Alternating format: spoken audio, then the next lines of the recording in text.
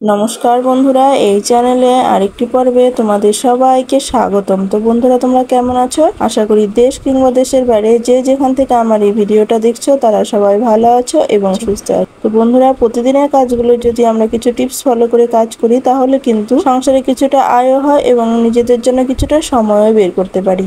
তো তারই কিছু জানা অজানা টিপস নিয়ে চলে এসেছি এবং সাথে নিয়ে এসেছি নতুন একটি ধাঁধা। তো চলো বন্ধুরা, দেরি না করে টিপসগুলো দেখে ফেলি এবং ধাঁধার উত্তরটি যদি জানা থাকে অবশ্যই কমেন্ট করে জানিয়ে দিও।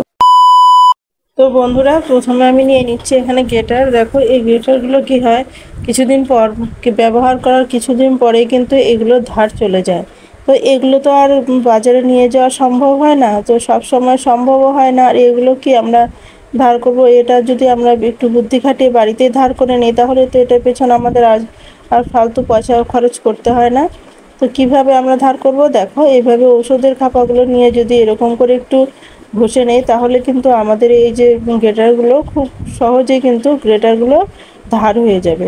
খুব সুন্দরভাবে খুব সহজেই ধার হয়ে যায়। এটা একদম নতুনের মতো চকচক করবে এবং নোংরা থাকলেও কিন্তু সেটাও কিন্তু পরিষ্কার হয়ে যায় এটার সাহায্যে। তোমরা বাড়িতে ট্রাই করো, তাহলেই বুঝতে পারবে কতটা উপকারী এই টিপসটি। খুব সুন্দরভাবে ধার হয়ে যায়। তো আমরা যদি বাড়িতে এরকম করে ধার করে নিতে পারি তাহলে তো আমাদের কিছু টাকা সাশ্রয় হয়, তাই না বলো? তো এভাবে করে কিন্তু আমরা বাড়িতে এই বুদ্ধি খাটিয়ে এই কাজগুলো করে নিতে পারি। এই ছোটোখাটো কাজগুলো আমরা যদি করে নিই তাহলে কিন্তু আমাদের মন্দ হয় না, তাই না? তো দেখো, খুব সহজে এটা ধার করে নিলাম। তো তোমাদের কাছে কেমন লেগেছে টিপসটি? তো যদি ভালো লেগে থাকে তাহলে একটা লাইক করে দিও। তো চলো বন্ধুরা, আমরা পরবর্তী টিপসটা দেখে নেই। বন্ধুরা, আমরা যখন রান্না করতে করতে বা মোবাইল দেখি বা হয়তো বাচ্চাদেরকে কার্টুন চালিয়ে দেই, ওরা দেখতে থাকে, তো কিভাবে তখন আমাদের কিন্তু একটা মোবাইল স্ট্যান্ডের দরকার পড়ে। আর মোবাইল স্ট্যান্ড আবার কিনতে গেলে কিন্তু আমাদের অনেক টাকা খরচ হয়ে যায়। তো ঘরেই যদি আমরা বিনে পয়সায় যদি আমরা মোবাইল স্ট্যান্ড তৈরি করে নিতে পারি তাহলে কিন্তু অনেক টাকা আমাদের বেঁচে যায়। আর জিনিসটাও কিন্তু মন্দ হয় না, তাই না বলো? তো ঘরেই কিন্তু আমরা খুব সহজেই মোবাইল স্ট্যান্ড তৈরি করে নিতে পারি। তো কিভাবে তৈরি করব, তো চলো দেখে নেই। দেখো বন্ধুরা, এইভাবে যে আমাদের ক্লিপগুলো হয় জামা কাপড় মেলার ক্লিপগুলো, এই ক্লিপগুলো দিয়ে যদি এরকম করে মোবাইলটাকে স্ট্যান্ড করে রেখে দেই তাহলে খুব সহজে আমরা কিন্তু মোবাইল স্ট্যান্ড করে তারপরে কিন্তু আমরা যে কোনো জিনিস দেখতেও পারবো। দেখো, হাত দিয়ে এটা নাড়াচাড়া করলেও কিন্তু এটা পড়ছে না। এভাবে করে আমাদের বাচ্চাদের কাছেও আমরা কার্টুন দেখতে দিতে পারি, আবার নিজেরাও কিন্তু এটা সেটা আমরা দেখতে পারি। খুব সহজেই আমরা দেখতে পারবো। আমাদের মোবাইল স্ট্যান্ড কেনার কিন্তু কোনো প্রয়োজনই হয় না। খুব সহজেই আমরা মোবাইল স্ট্যান্ড ছাড়াই আমরা এগুলো দিয়ে কাজ চালিয়ে নিতে পারি। তো কেমন লাগলো তোমাদের কাছে আইডিয়াটা বন্ধুরা? যদি ভালো লেগে থাকে তাহলে লাইক করে দিও, আর বন্ধুবান্ধবদের কাছে শেয়ার করতে বন্ধুরা একদমই ভুলো না। তো চলো বন্ধুরা, আমরা পরবর্তী টিপসটা দেখে নেই।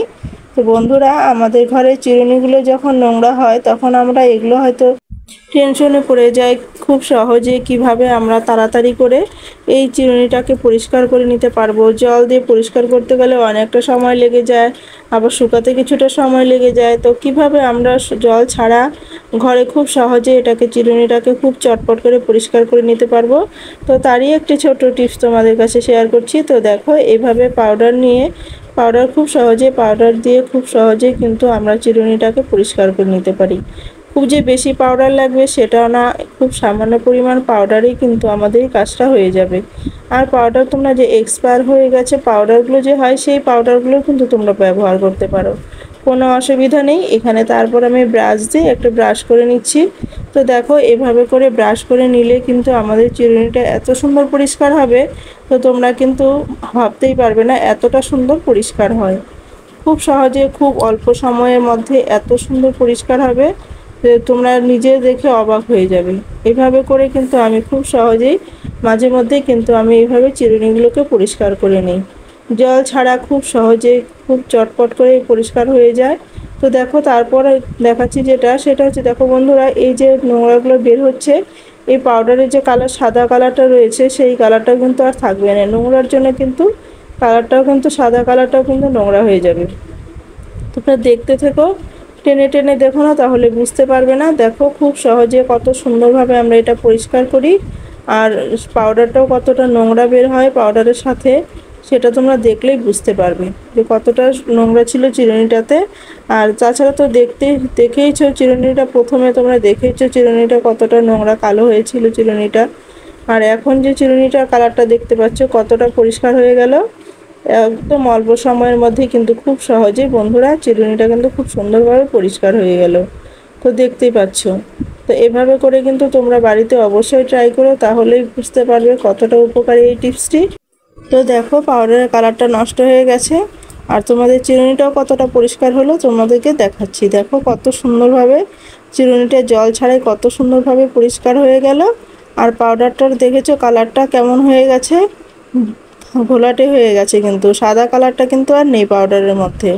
এটা তোমরা দেখেই বুঝতে পারছো নিশ্চয়ই যে কতটা নোংরা হয়েছিল চিরুনিটা। তাহলে তো আশা করি তোমাদের এটাও ভালো লেগেছে। তো ভালো লাগলে লাইক কমেন্ট শেয়ার করে দিও। তো চলো বন্ধুরা আমরা পরবর্তী টিপসটা দেখে নেই। তো বন্ধুরা আমি এখানে নিয়ে নিলাম সামান্য পরিমাণ উষ্ণ গরম জল, তারপর এটার মধ্যে দিয়ে দিব সামান্য পরিমাণ লবণ। তো লবণ আর জল এটা আমরা ভালো করে মিশ্রণটাকে ভালো করে মিশিয়ে নিচ্ছি। তো এই মিশিয়ে নিয়ে এই জলটাকে আমরা কি করব বন্ধুরা, এই জলটা কিন্তু আমাদের খুবই উপকারে লাগবে। তো কি উপকারে লাগবে বন্ধুরা, অনেক সময় কি হয় আমাদের ঠান্ডা লেগে গিয়ে গলা ব্যথা হয়। গলা ব্যথা হলে তখন কিন্তু আমাদের প্রচণ্ড গলা ব্যথা, তখন কথা বলতে পারি না, খাবার খেতে পারি না, এরকম কিন্তু হয়ে থাকে ঠান্ডা লেগে গিয়ে। তো তখন যদি এই জলটা দিয়ে একটু গার্গল করা যায় না, দিনে 3 বার গার্গল করা যায়, তাহলে কিন্তু গলা ব্যথাটার থেকে মুক্তি পাওয়া যায়। আর গলা ব্যথাটা কিন্তু ডাক্তাররাও বলে থাকেন এই জলটা দিয়ে গার্গল করার জন্য।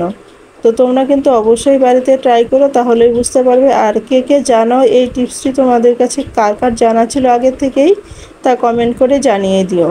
আশা করি অনেকেরই জানা থাকবে। তো চলো বন্ধুরা তাহলে আমরা পরবর্তী টিপসটা দেখে নেই। বন্ধুরা প্রথমে আমি এখানে মোমবাতি জ্বালিয়ে নিচ্ছি, তারপর আমি দেখো একটা বোতল নিয়ে নিলাম, ছোট্ট একটি বোতল নিয়ে নিচ্ছি। তোমরা চাইলে এখানে বড় বোতলও নিতে পারো, কোনো অসুবিধা নেই। আমি ছোট একটি বোতল নিয়ে নিলাম, আর বোতলের মুখটা কিন্তু লাগবে আমার এখানে।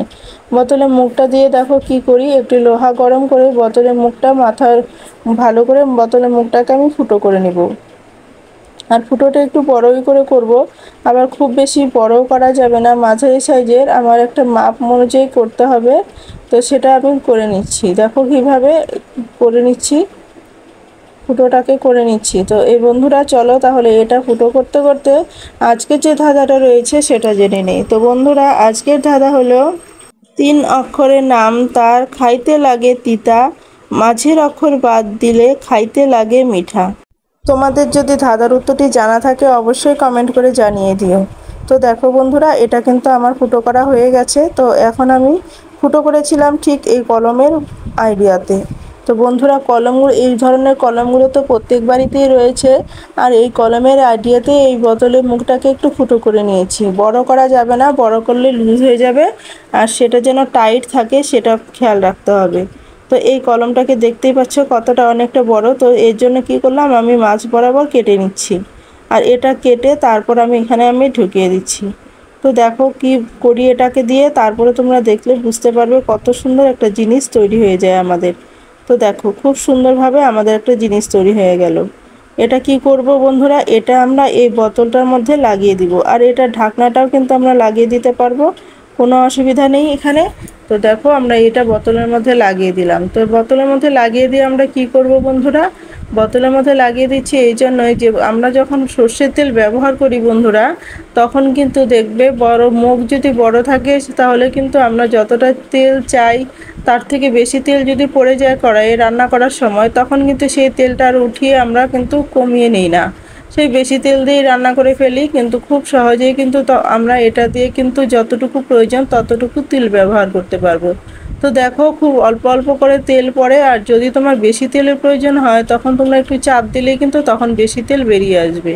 এভাবে করে কিন্তু যতটুকু প্রয়োজন ততটুকুই তেল তোমার পড়বে, এরকম করে ব্যবহার করতে পারবে। ফলে কিন্তু আমাদের তেলের অনেকটা সাশ্রয় হবে, আর তেলে অনেক টাকা আমাদের বেঁচে যাবে।